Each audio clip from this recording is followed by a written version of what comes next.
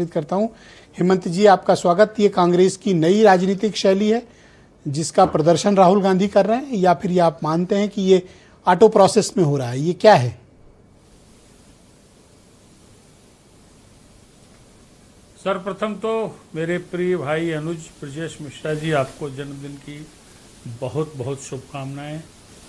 आपके करोड़ों दर्शक, पूरे पैनल की ओर से बहुत बहुत बधाई। आप स्वस्थ रहें, ऐसे ही चमकते रहें, सुंदर डिबेट करते रहें, पत्रकारिता के जो नए प्रतिमान हैं वो गढ़ते रहें। जी, दूसरी बात, आपके सवाल का जवाब मैं देता हूं।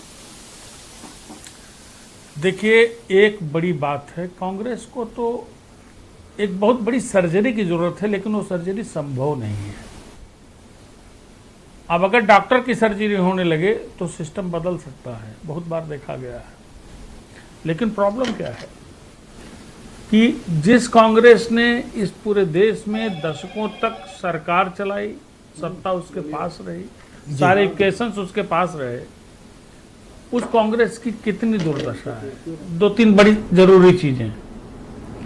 एक तो जो गांधी परिवार है, एक जमाना था कि चमत्कार करने वाले नेता गांधी परिवार होते थे, स्वर्गीय इंदिरा गांधी, राजीव गांधी। लेकिन अब वक्त के साथ ये साबित हो गया है कि जिस चमत्कार की प्रत्याशा वर्षों से इस देश के कांग्रेसी गांधी परिवार से करते हैं, वो संभव नहीं है। तो पहले तो यह मोह छोड़ना पड़ेगा, ध्यान रखिएगा, बहुत जरूरी है।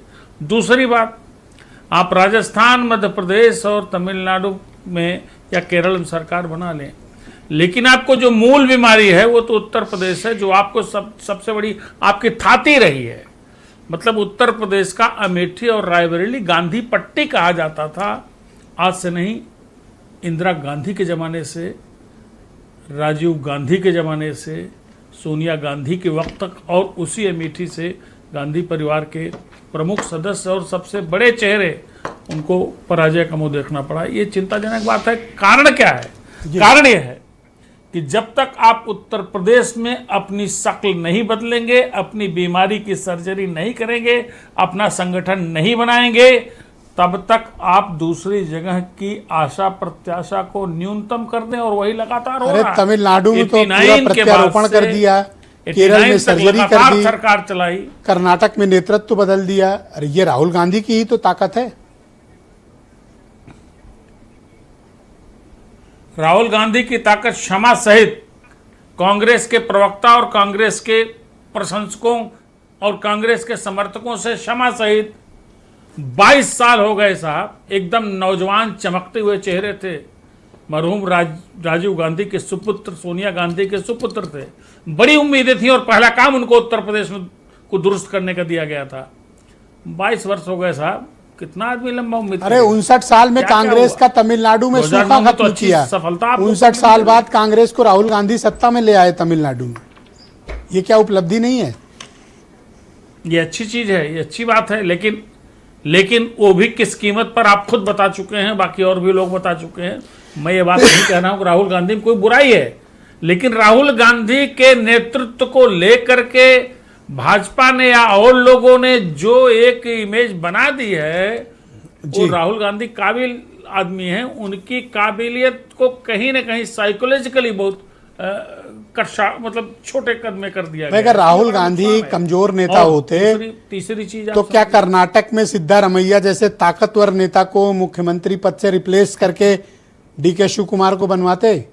ये उनकी ताकत ही तो है। ताकत नहीं। कर्नाटक के मामले में एक बात जरूर मैं तारीफ करूंगा कि राहुल गांधी ने बहुत अच्छे तरीके से कर्नाटक में सत्ता परिवर्तन की स्थिति को हैंडल किया। ये अच्छी चीज है। और जो तमिलनाडु में गए विजय के साथ, उस कदम को भी मैं मानता हूं। मेरे दिमाग में ऐसा लगता है कि राहुल गांधी ने कांग्रेस की जो सिस्टम है उसको थोड़ा दुरुस्त करने के लिए लंबे समय बाद एक अपना आप विजय के साथ जाने के कदम को कैसे जस्टिफाई कर सकते हैं? कल तक मैं आपके साथ हूं और 30 साल तो आप हमको कंधे पे ढोए, और आपको जरूरत पड़ गई तो मैं कंधे से कूद के भाग के आपके विरोधी के कंधे पे बैठ जाऊं। कांग्रेस ने तो वही किया तमिलनाडु में। साहब, ये राजनीति है, सियासत है।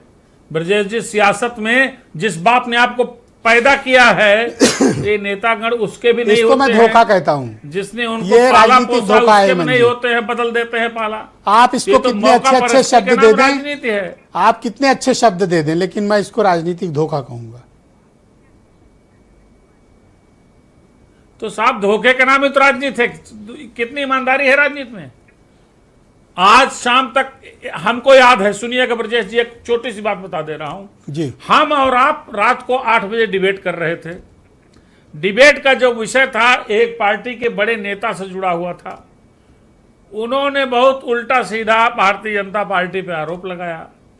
हम लोगों ने काफी उस पर मंथन किया, प्रवक्ताओं ने भाषण दिया।